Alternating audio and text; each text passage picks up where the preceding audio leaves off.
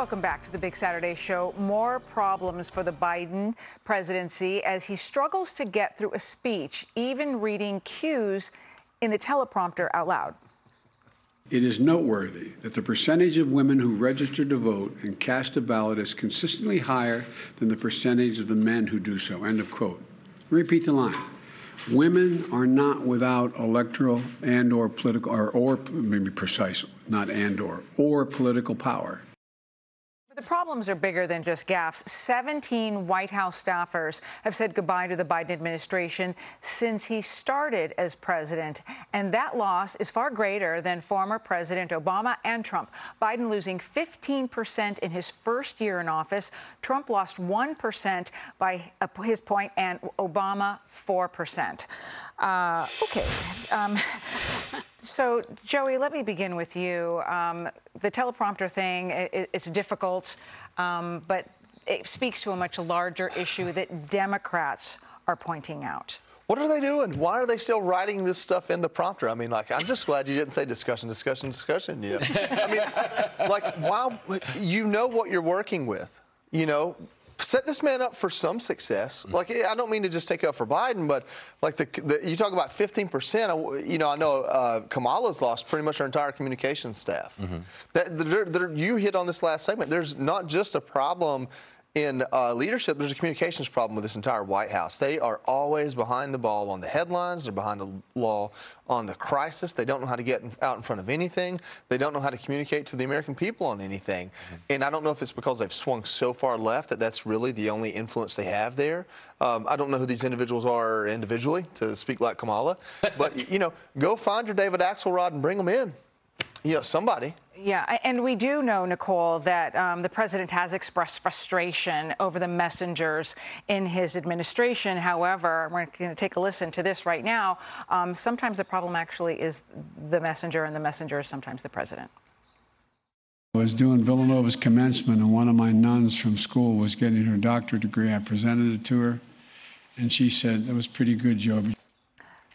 The president didn't make a commencement speech. Man. Well, maybe in his dreams he did. His wife did. Oh, right. Okay. Well, Mrs. Dr. Biden, that's right. So first of all, you know, I spend a lot of hours a week dictating. So I will say that sometimes I do say period paragraph, and it is embarrassing. And so I have to give the president just a little wiggle room for saying end quote, repeat. However, as Joey mentioned, this comes to a much bigger problem. You know, the only person that Biden actually can put a sentence together better than at this point is Kamala Harris. And so for the two of them to have such poor messaging and be unable to communicate with the American people, it's really frightening right now, especially as you're seeing so much turmoil, division. I mean, he campaigned on the fact that he was going to bring everyone together, but he has been one of the most divisive presidents ever. Ultra MAGA crowd, or whatever the heck he calls people because they don't agree or fall in line with his uber left progressive agenda. But at the end of the day, we have to get back to a point where we can look at our president, look at our vice president, and know that they represent strength, especially when they go and they continue to represent us amongst world leaders. We used to be a free world known for being a very strong power. We no longer look like that because our president can't even put together a sentence anymore. And it's very concerning from a global scale and national security, in my opinion. And Jimmy, part of the problem for this president is his own party and the relationship that he currently has with it. We do know this week that the president met with Democratic governors earlier this week. And let me read this headline from Politico on this meeting. Quote, Biden isn't running out of ideas, Dems fear. He's running out of time. A quote from the article.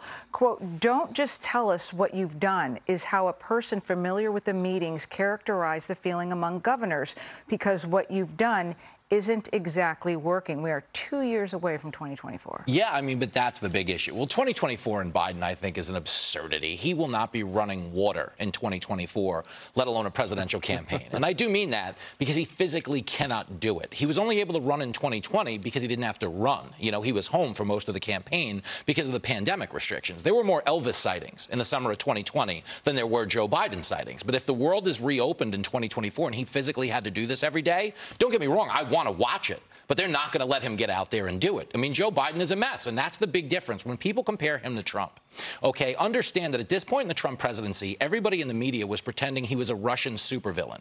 At this point in the Biden presidency, everyone's pretending he is sane and coherent, and no one's buying it. Joe Biden's the only guy you know who quits talking in the middle of a sentence because he's done.